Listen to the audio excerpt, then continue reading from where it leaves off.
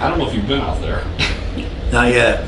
But it's packed. How does that make you feel about coming up here? Well, I'm really happy to be here, and look, over 38,000 Americans have contributed to my legal defense fund.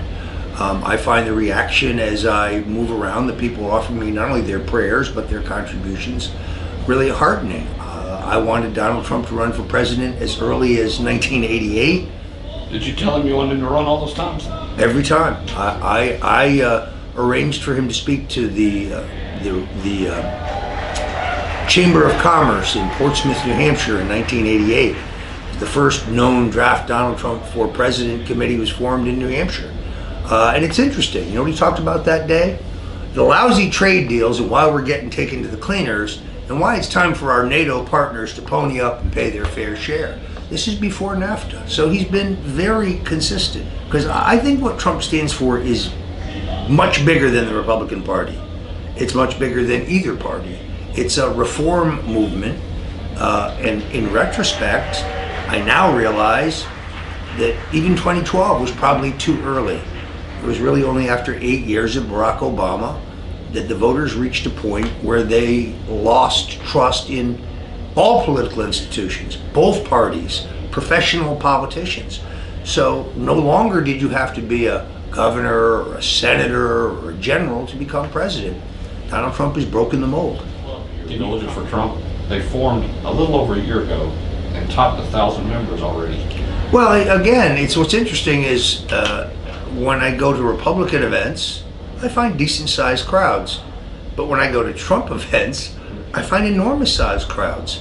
And the people I meet are not necessarily Republicans. Now let's look at this Democratic field, if we may. Joe Biden. For those of you who have not been on the internet in the last couple hours, a second woman has now come forward discussing how Joe Biden inappropriately touched her.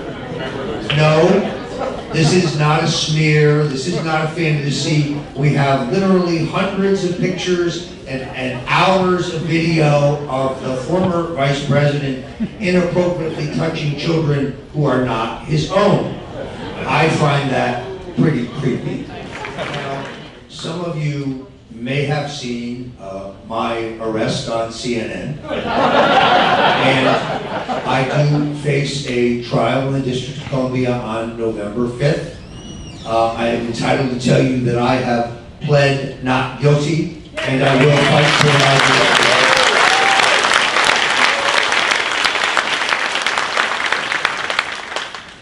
But I must tell you that this is a difficult time for me and my family. I have lost my home. I have lost my savings. I have lost my insurance. I've had to sell my car.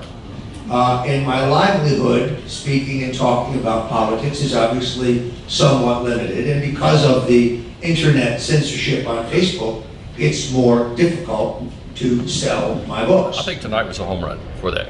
What do you think the crowd thought? They sure seemed to be. It seemed like the crowd is extremely enthusiastic. I didn't hear anything that was really said that the crowd would, differ with.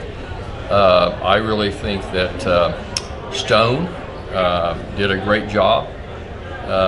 He's, as we all know, he's under this gag order, and there's a lot of things that people would like to have heard tonight they couldn't hear. But I thought for what he talked about the challenges, not uphill, but the challenges of Donald Trump, I think was great.